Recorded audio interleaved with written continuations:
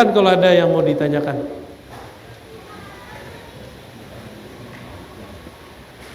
Lagi asik mau dengerin yang kedua. Ada yang ngomong Pak, nggak boleh disampaikan. Ya.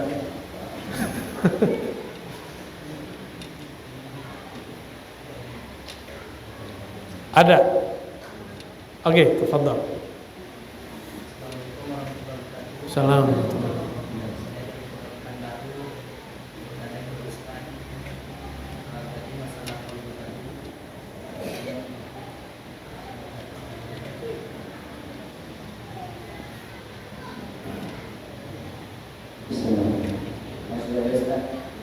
Kalau dalam sholat ini, kata Ustaz, kalau kita itu pikiran, kita jalan. Tapi kalau berusaha itu hati, lalu kemudian kita kadang-kadang juga kemana-mana Ustaz. Jadi kan kami fikri yang disebutkan oleh Imam Ghazali, Imam Dunia, imam-imam yang lainnya mungkin untuk masalah ini supaya ketika dia lari, bagaimana kembali kepada kalau mengingat Allah dalam sholat itu. Yang kedua Ustaz, kita selalu mendengarkan kajian Ustaz di YouTube dalam keadaan COVID ini kadang-kadang payah untuk Pak Ustaz. Namun kita di masjid juga kalau Ustaz orang yang tidak datang, Ustaz cadangan disuruh mengisi gitu Ustaz. Sedangkan saya belum pernah bertemu dengan Ustaz, bersama dengan Ustaz. Apakah sudah boleh saya sampaikan kajian-kajian Ustaz kepada orang yang lainnya? Yang ketiga Ustaz, saya sengaja dari Pekanbaru dan membawa anak saya ke sini supaya nanti bisa didoakan Ustaz. Biar jadi orang alim dan alimah. Amin. Demikian Ustaz. Ya, Pekanbaru berapa jam? Kayak jauh amat ya. Tapi lumayan jauh hujan soalnya ya. Baik. Bagaimana cara biar kolbu tidak lari? Itu mulainya dari wudu. Wudunya pakai nama Allah. Jadi sebelum masuk ke tempat wudu, bismillah dulu. Terus di kolbunya tetap menyebut nama Allah. Lalu diniatkan ketika berwudu agar Allah membersihkan kita dari kotoran dan dosa yang zahir dan batin. Habis itu baca doa. Doanya apa? Udah hafal kan? Itu doa dahsyat itu. Bisa buka pintu surga yang 8 itu. Apa doanya? Asyhadu an la ilaha illallah asyhadu anna Rasulullah. Pintu surga yang 8 maharnya la ilaha illallah Muhammadur Rasulullah. Ya, biasain baca itu. Baca itu.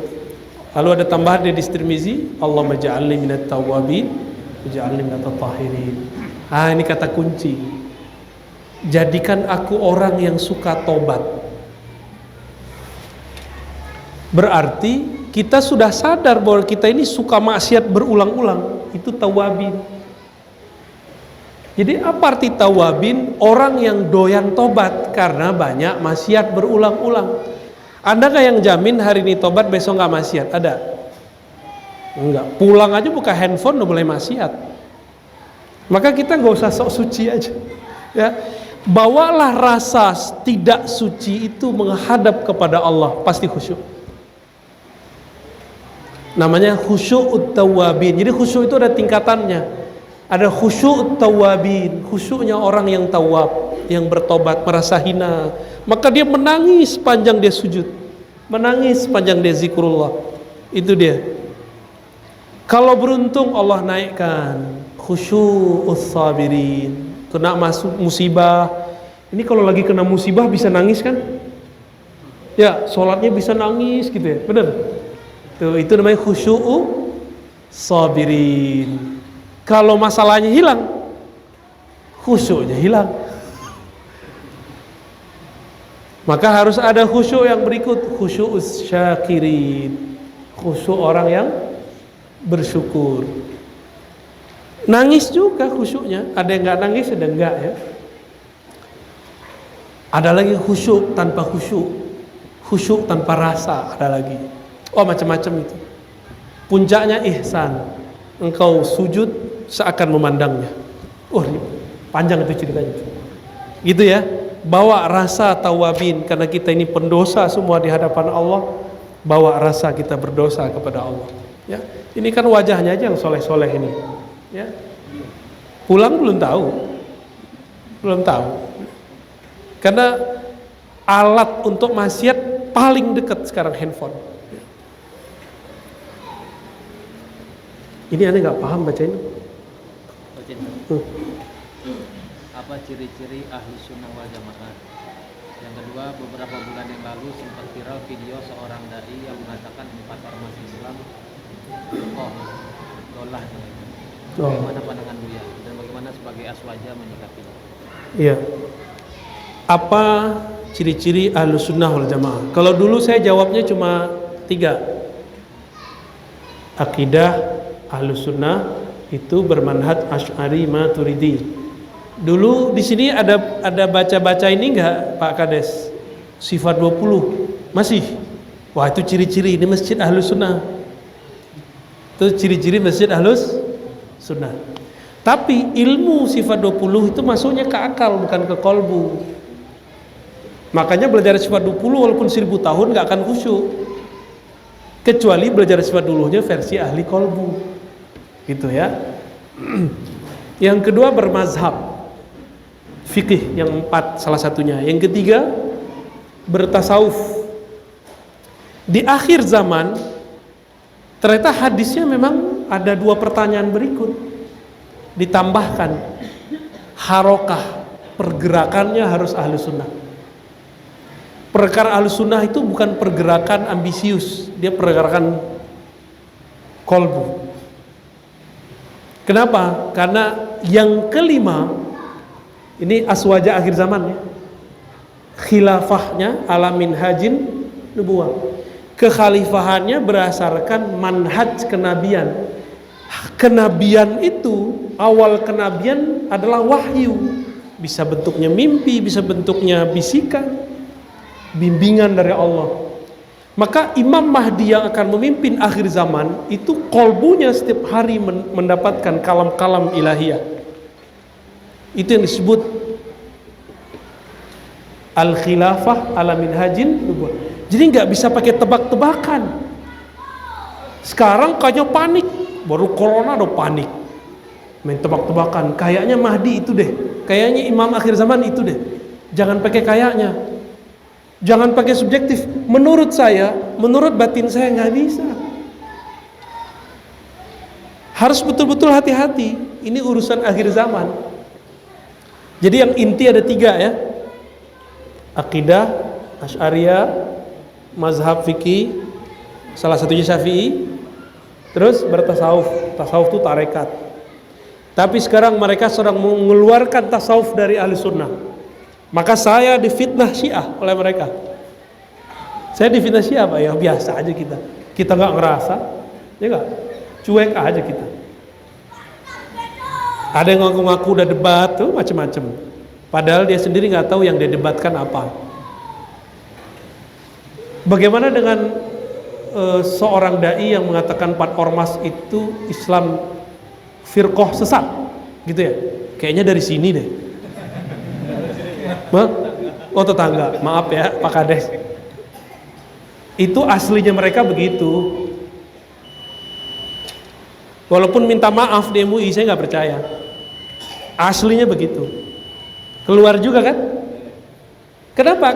Mereka sekarang terang-terangan bilang akidah Asy'ariyah sesat. NU Muhammadiyah pendirinya Asy'ariyah Pak. Mereka sekarang mengatakan pengikut mazhab Syafi'i tidak lagi ikut Syafi'i. 2 pendiri NU Muhammadiyah termasuk PRT ya, PRT masuk akidah Asy'ariyah, Syafi'iyah. Itu Syafi'i. Mereka sekarang tulis buku. Apa bukunya? Antum apa Pak? Ajaran Syafi'i yang ditinggalkan Syafi'iyah. Kan begitu. Apalagi begitulah terus. Jadi itu aslinya mereka, cuma sekarang belum berani. Ini saya kasih tahu pahit-pahit kepada antum semua.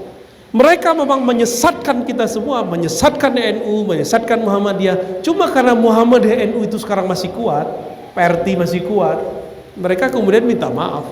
nggak berani. Tapi dalamnya NU Muhammadiyah mereka sudah katakan sesat, bener nggak? Udah berani loh sekarang.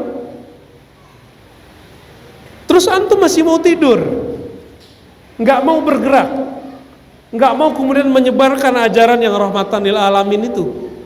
Ya sudah, berarti di luar barisan pejuang. Yang mau berjuang sama kita, ayo, siap dibenci, siap dicaci maki, siap dibully. Biarlah dibenci makhluk, dicinta Allah, udah gitu kita. Siap? Harus siap, Pak. Ini belum seberapa ini, belum seberapa. Sekarang tuh ujian terutama para ustadz mental. Antum takut gak dibenci orang?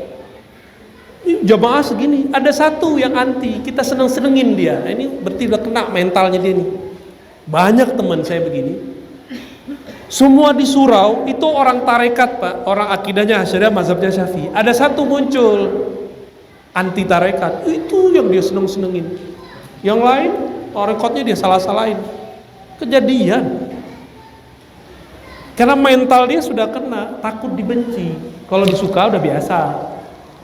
Ya, ternyata yang benci dia lebih banyak. Ya, apa makna qaddasallahu sirrah?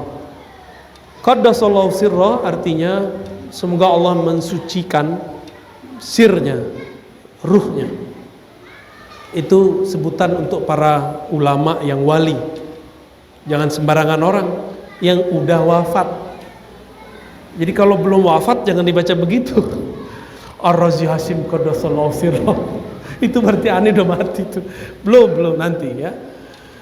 Apakah boleh disematkan untuk orang awam atau mursyid yang sudah wafat? Ya, Pak Khudri ya. Ya. Bagaimana mengajak masyarakat untuk belajar zikir dahulu karena sudah alasan katanya sulit dan tidak termakan roh. Nabi berkalam anzilun nas manazilahum, berdialog, berdiskusi, menempatkan orang sesuai dengan makomnya. Maka jangan cerita yang tinggi-tinggi depan orang awam. Dulu Abu Yadim Yati namanya di Banten, ditanya orang, Abuya, thariqat Abuya apa? Jawabannya thariqat saya ngaji.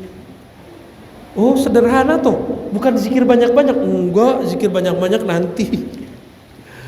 Zikir beliau ribuan. Tapi kalau ada orang nanya thariqatnya apa, ngaji, maka orang ngaji sebanyak-banyaknya. Jadi orang awam aja ngaji, bahkan orang tatoannya ngaji sama beliau. Kita di warung ngomong ini, lu gaji yang lain, gitu ya. Makom belum sampai lain. Makom ente belum sampai. Tinggi amat ilmunya. Emang saya tinggi apa sih? Kalau kitab sudah menulis ilmu itu, berarti ilmu itu sudah dibaca oleh siapa aja. Kalau di sini ada thariqat Naqsyabandiyah, buku Naqsyabandiyah ratusan, banyak kita punya. Kalau saya punya beberapa buah ya, risalah. Berarti sudah ada yang baca, berarti udah jadi santapan menengah gitu, dan dibaca juga diajarkan ke orang-orang awam. Yang berat itu kajian ma'rifat, bedakan. Maka saran saya kepada khalifah, mursyid, jangan suruh banyak-banyak loh orang zikir, apalagi zaman-zaman begini.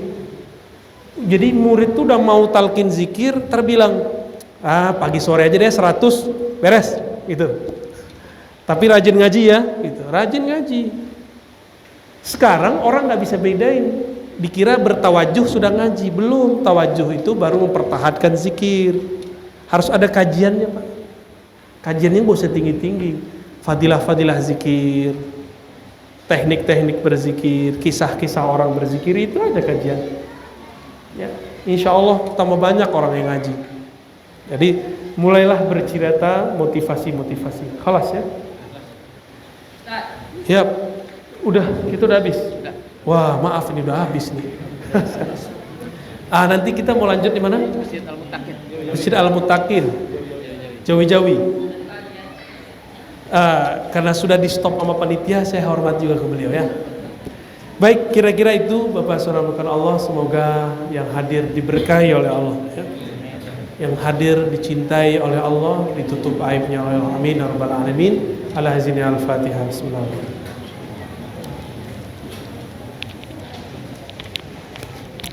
Assalamualaikum warahmatullahi wabarakatuh. Udah azan. Udah masuk.